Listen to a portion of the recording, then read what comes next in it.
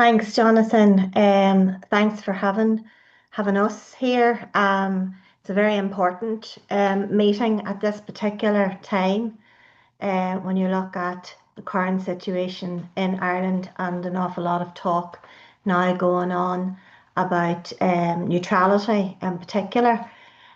We are a grassroots anti-imperialist organisation and we're on the ground, but we're also, by being on the ground, we're not just standing with nothing to say. We think it's really important that every demonstration, every protest, every event, every activity is also an opportunity to educate as well as agitate. So things like this are very important. I just hope this will work now for me, but I'll move it to the next slide.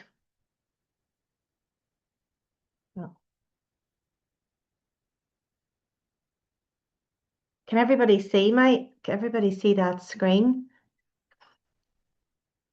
Okay. Well, I know you said, Jonathan, that it's about looking at what's happening here at home in Ireland, but we have to also consider the global impact. So that's the global context, first of all. Like we're living in a very dangerous and a decisive moment in world history. So with a threat of global imperialist war, it's not some kind of distant possibility. It's developing before our eyes. We can see it in Ukraine with this brutal proxy war. It's raging on. It's fueled by NATO weapons. We see US strategic interests all of the time, the deliberate refusal to pursue diplomacy. We're seeing it in Gaza. We're witnessing nothing short of a genocide, and it's carried out with US and EU complicity. It's backed militarily, it's backed economically, and it's backed ideologically as well by the imperial core. And these aren't isolated events. These are all systems of a decaying global capitalist system.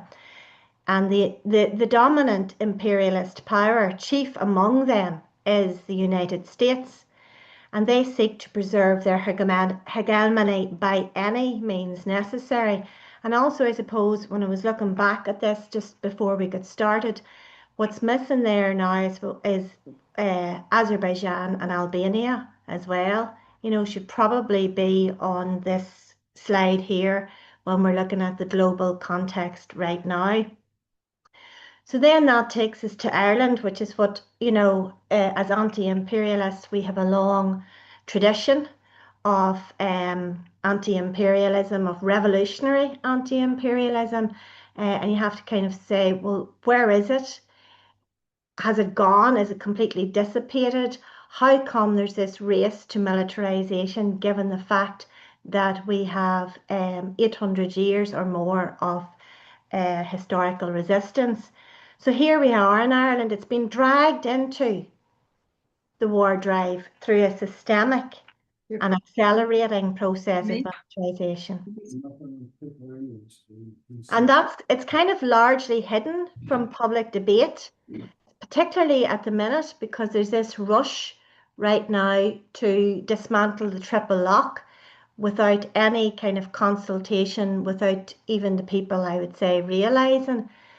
So you see it here, you know, what's maybe not visible or not apparent, but what has happened in the past in the build up to all of this is soldiers being deployed in NATO exercises, militarization under NATO standards, not neutrality, deepening integration into PESCO, into these EU military structures, and right now joining this coalition of the willing.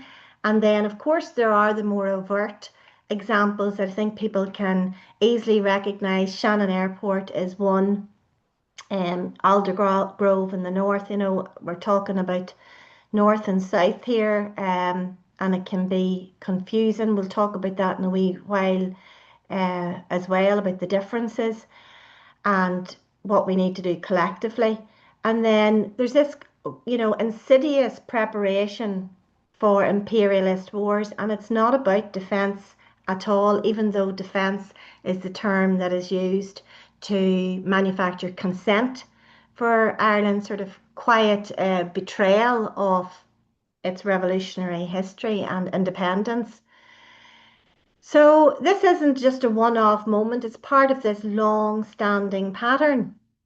Like over the last decade, Ireland has been quietly but deliberately integrated into NATO and EU military frameworks, often without public vote, without public consultation. The same with this dismantling of the triple lock. There's no engagement with the people on the ground, and this is in direct opposition, really, to the democratic will of the people, which further demonstrates, that the system we have creates the illusion of democracy. But up there, you can see like one of the most significant vehicles of this was PESCO. PESCO is a permanent structure cooperation, and it is a mechanism of the EU. Ireland signed up to it in 2017, and we were told it was actually about peacekeeping and defence operations. So that's what, going back to the previous slide, like the word defence again is being used as part of the propaganda, I suppose, to create fear and to manufacture consent. And then you have, committing Irish resources and troops to EU-led missions has happened already and continues to happen. The investment in EU-wide weapons development and military tech and cyber warfare capabilities, these things are sort of really only coming to the fore and being properly exposed now by like media like The Ditch, for example, because Palestine, the genocide in Palestine is kind of pushed people to ask questions about the economy of genocide and where the weapons and the dual use weapons and what is big tech doing in Ireland. So people are starting to join the dots now. But we've been participating in joint EU-NATO war planning for a long time. This isn't a new thing. We're embedded in over 13 PESCO projects, drone surveillance, military mobility, crisis response initiatives. Many of these are designed to integrate seamlessly with NATO command structures. So, and then through the EU battle groups, Irish troops are now deployed alongside NATO forces. And they're not humanitarian missions, as we have been led to believe. They're rapid reaction forces meant to defend European imperialist interests on the periphery, like in North Africa, in the Balkans, and increasingly in Indo-Pacific. So then we'll look at the next slide, Ireland and NATO, a de facto membership. So we need to just talk really plainly about our position in Europe and on the world stage. Like, we are not a member of NATO in name, but we are in practice. We're de facto auxiliary force. We participate in NATO's Partnership for Peace since 1999, and we've hosted NATO training exercises on Irish soil. And these are often disguised as EU-led drills. Irish military officers attend NATO strategy schools. Irish troops are trained to NATO combat standards, and we co-fund military research under the European Defence Fund, and that has direct coordination with NATO planners. And then, of course, Shannon's a big overt one. It's used by over 3 million US troops and countless weapon shipments since 2002. So this alone makes a mockery of the so-called neutrality that we are presumed to have. The Irish government facilitates the transit of imperialist wars in Iraq, in Afghanistan, more recently in Syria and beyond, without even requiring any flight inspections. So that's why I've said, I put de facto, we are a de facto member of NATO. So then let's look at the root cause of war. Some people, we're good at reporting war, talking about genocide, talking about escalation of militarization, but there seems to still be an avoidance, well, not surprisingly, from mainstream media to look at and to understand the root causes. And this isn't accidental because, of course, war isn't caused by bad diplomacy or by these random isolated tyrants. It's not like take Netanyahu out of the scene and, everything will be okay. Or if we didn't have Donald Trump, there's an awful lot of focus on these sort of isolated tyrants, but that's a distraction from the fact that war is actually an inevitable outcome of imperialism. It's the highest stage of imperialism, which is the highest stage of capitalism. The light is in my eye, so I'm trying to follow the pointers here just to keep me on track and that I don't go off on tangents, which I am notorious for doing. And then you have to look at finance, capital as well, and the monopolies which exhaust profitable opportunities here at home, and they turn outward to control resources, labour, markets, all through domination. And this is what drives the endless expansion of NATO, the encirclement of Russia and China, and the crushing of any state that resists or the crushing of any state, not just that resists, but that wants to be sovereign, I suppose, is an act of resistance too. So that's why you had Iraq being invaded. That's why Libya was destroyed. It's why Syria is completely destabilized right now. And it didn't just happen on what date was it? The 4th of December 2024. I mean, Operation Timber Sycamore is a CIA-led operation that started over 14 years ago. These destabilization um, uh, projects that we're seeing now didn't just arise from, people's revolutions. Its power, however, is being completely challenged. That's the good news. Why is that? I think it's Palestine has opened up people's eyes to a lot of things to see now that the Zionist entity has the full backing of US Western imperialism. But the US empire is in crisis. Its power is being completely challenged by rising economies, by shifting alliances right now, by popular resistance. And instead of accepting a multipolar world, it doubles down. It pushes war. It pushes Ukraine, Russia, Palestine. It's pushing Burkina Faso right now at the minute. So this doubling down means that it has to drag allies like Ireland behind it to prepare for confrontation on a global scale. And I think that's why we're seeing the escalation of militarism happening so rapidly right now. So let's look at Ireland's role in empire. Ireland isn't some kind of an observer. The other thing is Ireland isn't independent. I should have started with Ireland isn't independent. Ireland isn't free. We're not a wee small neutral country on the sidelines. That's a complete myth. We're actually a subcontractor to imperialism, or you could say we're a vassal state for US imperialism. I know there'll be different views on the language around that. I've no problem saying we're a vassal state, actually. So we're helping to maintain this whole system through logistics, through political support, through military training, through our academic allegiances to empire as well. We have Shannon fueling the US warplanes.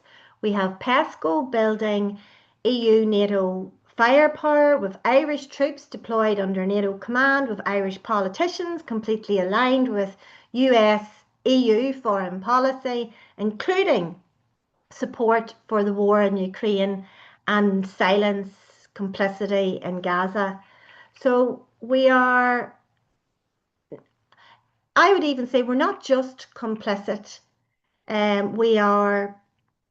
We are active agents, not we, the Dublin government. And even, I don't like that slide there. I've said, I'm just noticing it now, Irish ruling class. It's not there isn't an Irish ruling class. It's the Dublin government that is serving foreign capital. So that's actually a mistake. Apologies for that. So let's look at, we slide down, the militarisation. What is this? Is this the one on cultural? I can't see my own slides. Oh. Can anybody see? I can't see the title of that slide. I've called it the Dublin government on this slide. That's all right. Sorry, I was just putting this together last minute. Yeah, you've called it the Dublin government and militarisation. Yeah, yeah, Dublin. Yeah, so the Dublin government, I'm glad I've called it the Dublin government, prioritises empire. I don't think I need to convince anybody of this, over Irish needs. How do we see that? We see the housing crisis, we see, which is manufactured, we see hospitals closing or departments closing, we see people on trolleys. Like, it's very apparent, it's very easy to see that the ordinary Irish people are the ones who are suffering because the Dublin government is prioritising its allegiance to empire. The money that is being spent on drones and war that could be put into housing or healthcare is going to increase as well. There are promises and commitments to increase spending, and you can call. We need to think about the language we're going to use when we're talking about this in our activist chambers. You can call it a war tax. All for defending not just the Israeli genocide, but also for defending the invasion of Ukraine, and to criminalise solidarity with Palestine. That's also a form of the oppression that we're facing. So the political loyalty is completely to global capitalism, not to Ireland, not to the working class, not to the ordinary people. And another important thing is the cultural imperialism. I think when we talk about imperialism, we're thinking about land, resources, um, expansionism. But I think something that's really occurred to me the longer I am on the streets and you're engaging with people is how brainwashed people actually are. So I know the term, sort of the cool term, is decolonize the brain. But before you can decolonize the brain, you need to recognize that your brain is um, culturally held captive by imperialist ideas. So where's that coming from? Well, clearly, most people probably know Hollywood, the media, mainstream media in particular, normalizing war, championing war, glamorizing NATO, overtly through their films, their Hollywood films, and maybe more subtly through Netflix and things like that. The social media algorithms are completely against us. You'll know that if you have a Facebook page or an Instagram or even a YouTube. You wonder how come people aren't watching this, because the algorithms want to suppress our voices. Young people are completely exposed to US military culture, than Irish history, and not just through the media, but in schools, through the education system. And I know that because I teach history to secondary school students. And again, the version of Irish history even is certainly not told through an anti-imperialist lens. And often you can tell more about what the agenda is by what's not included on the specifications or the syllabi.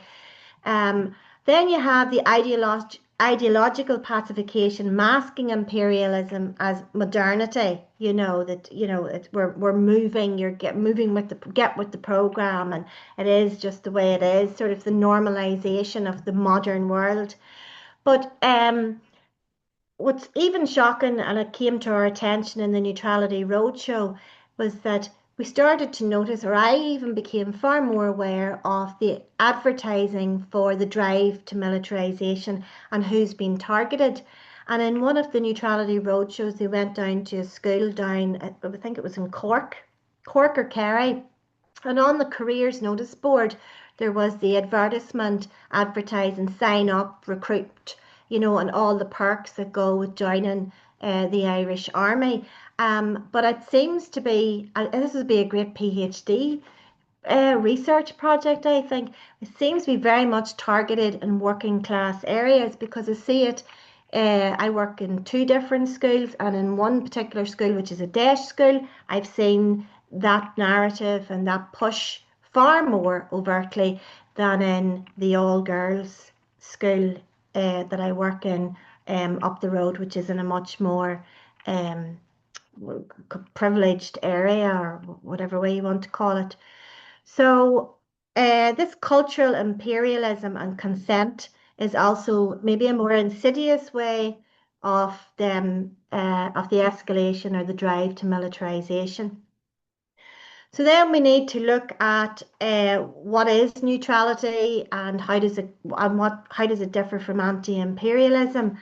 So, like, I know that the word neutrality, and it's an unfortunate word in some ways. It can mean lots of different things. I mean, there's a legal or explanation definition of it, and then neutral, means not taking sides.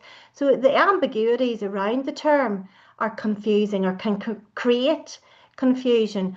Especially when people go, well, but sure, we're not neutral anyway, so what are we saying? Save the triple lock, or save our neutrality, or defend our neutrality.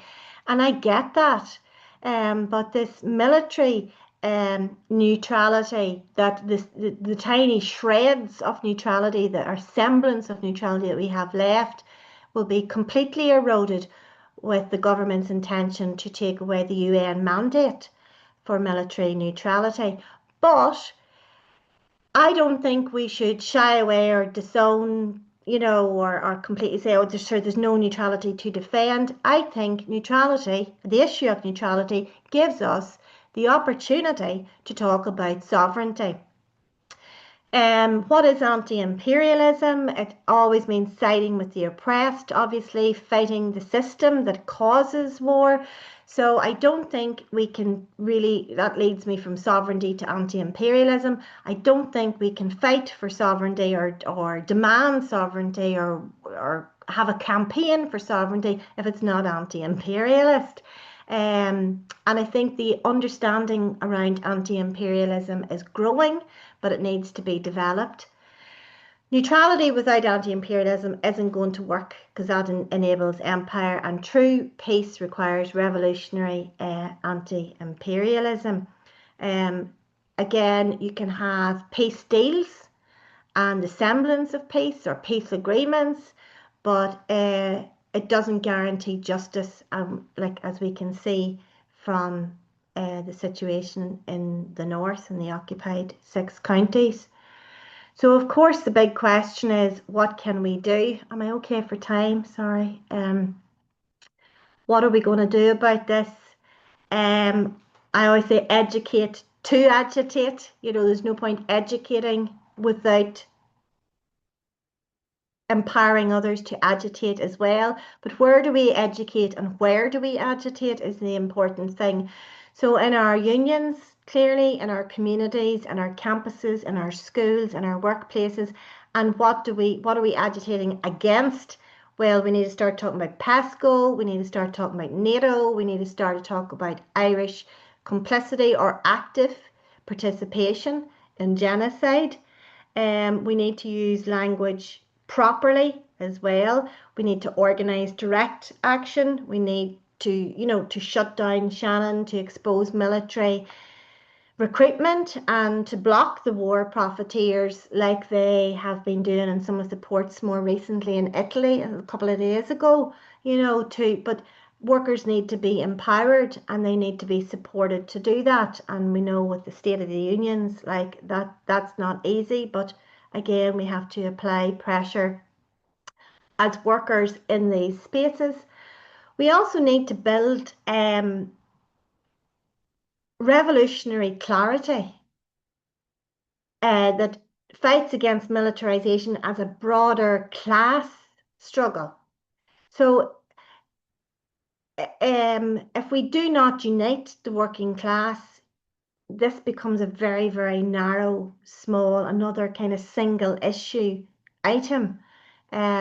So we have to forge solidarity amongst ourselves, amongst the working class, but also with the people of Palestine, with the people of Yemen, with the people of Syria, with the people of Iran, Ukraine, Russia, every country, this isn't about, you know, um, charity. It's not about charity. It's not basing it on charity. It's about revolutionary principle, actually, because until the people of Ireland overthrow, the rulers, or at least recognize who the real rulers are, they will never be able to reclaim sovereignty. There's no point talking about, we need to change. There's a lot of talk about, immigration and immigrants are the problem. If we need to change our immigration policy, we need to realise that the EU calls the shots. We have no sovereign independent policy whatsoever. There is no real freedom. There is no real peace. There is no real neutrality either, really, when you think about it. We're not free, but this is an opportunity to reclaim sovereignty.